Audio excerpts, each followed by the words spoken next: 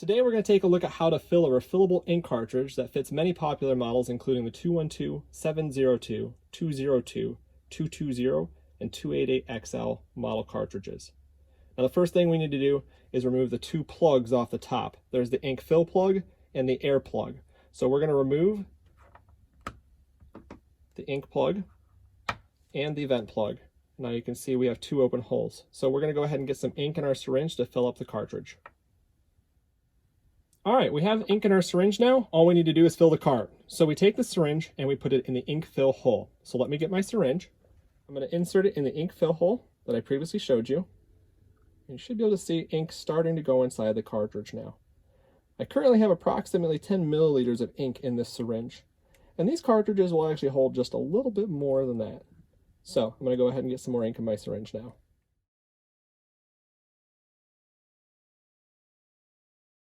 You can see I just got a little bit up on the top there, so I'm just going to pull back to suck a little out.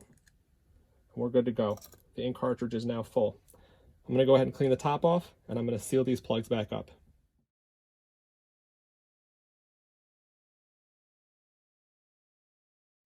All right, all we need to do is plug our vent hole. Now, pro tip, I find it easier to save the handled plug for the use in the ink fill hole, because you'll have to remove that. So we'll just go ahead and use this rubber plug inside the vent hole, and as you can see, it fits right inside there. Now we're ready to prime our cartridge. All right, we're going to go ahead and prime this cartridge. Now you can tell it needs primed because this priming chamber, the circular chamber here, is full of air and not ink. Now we're going to remove that air via suction with our syringe. Now, if you ever accidentally run your printer empty, you may accidentally empty out your priming chamber. You can reprime this cartridge simply by putting your finger over the bottom, and that'll allow you to create the suction needed to prime the cartridge over again. So let's go ahead and prime this cartridge. Now remember, don't use the needle on the syringe. You only need your syringe. And your syringe should fit perfectly inside the ink fill hole. So you'll see here, I'm going to go ahead and insert my syringe, and it should even stand on its own. It's fully inserted in there. Now I'm just going to go ahead and firmly grasp this cartridge, and I'm going to take this syringe and pull up on it, which will suck air out and fill that chamber. So watch here. Now you'll see it starts to pull air out of the cartridge, and we just simply let it go. And as it slides back in, ink fills that cartridge. Now we're not done yet. We're gonna go ahead and do this 2 or 3 more times. And remember, just be gentle. Pull up on your plunger, it pulls air out, you let it go. And now we can see even more ink in there. I'm gonna do this a couple times real quick.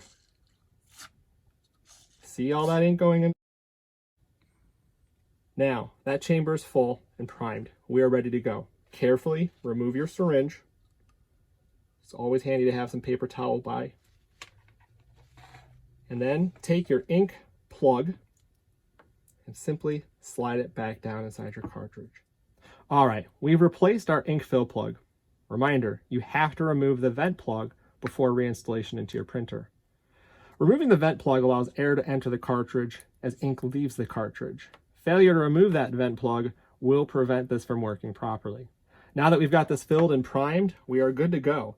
We just simply need to repeat those steps for yellow, cyan, and magenta, ensuring they're fully primed, and we are ready to go.